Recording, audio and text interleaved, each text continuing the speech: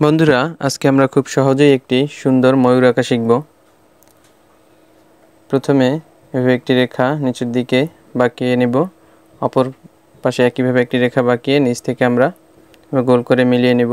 উপর থেকে একটি রেখা বাঁকিয়ে ভাঁজ করে দিয়ে মাঝে বৃত্ত দিয়ে ময়ূরটির চোখ আঁকব। এরপরে অপর রেখার সাথে মিলিয়ে নিব। নিচে এভাবে দুইটি রেখা দুই পাশ থেকে মিলিয়ে আমরা ময়ূরটির গলা এঁকে গলার নিচে এভাবে ছোট ছোট বৃত্ত দিয়ে ডিজাইন করে দেব। উপরে মাথায় দুইটি রেখা দিয়ে আমরা ঠোঁট এঁকে নেব। নিচে দুই পাশ থেকে দুইটি রেখা বাঁকিয়ে উপর থেকে এভাবে রেখা বাঁকিয়ে বাঁকিয়ে আমরা নিচে দুই পাশে রেখার সাথে মিলিয়ে দেব। এবারে আমরা প্রতিটা বাঁকা রেখার মাঝে এভাবে একটি ডিম্বাকৃতি আঁকব।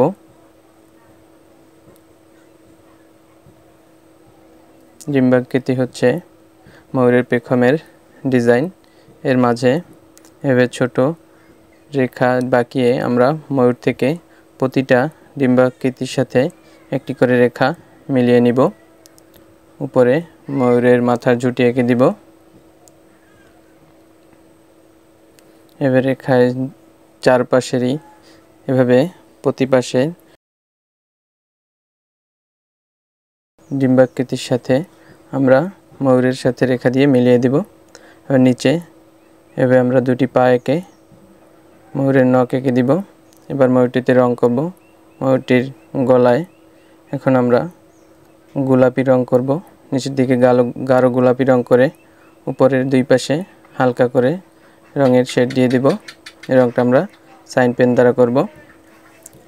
এবারে মাথায় নীল রং দ্বারা সাইন পেন দিয়ে নীল রং গাঢ় নীল রং করে নেব।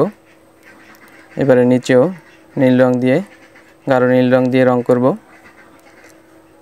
এবারে আমরা ডিম্বাকৃতির দুই পাশে এভাবে গাঢ় নীল রং করে দিব। প্রতিটা ডিম্বাকৃতিতে আমরা একইভাবে নীল রং করে দিব। এখন আমরা ময়ূরটির শরীরের দুই পাশে ফাঁকা অংশে এভাবে কমলা রং করে দিব। হাইলাইট পেন দিয়ে আমরা কমলা রং করব। এবারে ময়ূরটির পেখমের চারপাশে ফাঁকা অংশে যে চারপাশ দিয়ে রেখা দেওয়া আছে সেই রেখার পাশ দিয়ে আমরা পিঙ্ক রং বা গোলাপি রং করে দিব হাইলাইট পেন দিয়ে, এবং মাঝে যে রেখা টানা সেই রেখার সাথেও আমরা গোলাপি রং করে দিব। এবারে আমরা বৃত্তের মাঝে ডিম্বাকৃত যে বৃত্ত আছে তার মাঝে ফাঁকা অংশে আমরা এভাবে লাল রং করে দিব। প্রতিটা ডিম্বাকৃতিতে আমরা লাল রং করে দিব। এগুলো হচ্ছে ময়ূরের পেখমের শেষের অংশ। এবারে আমরা ময়ূরটির পায়ে রং করব। এখন ময়ূরটির পায়ে আমরা কালো রং করে দিব।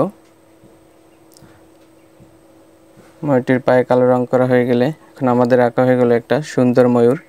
ভিডিওটি তোমাদের কেমন লাগলো জানাবে। ধন্যবাদ সবাইকে।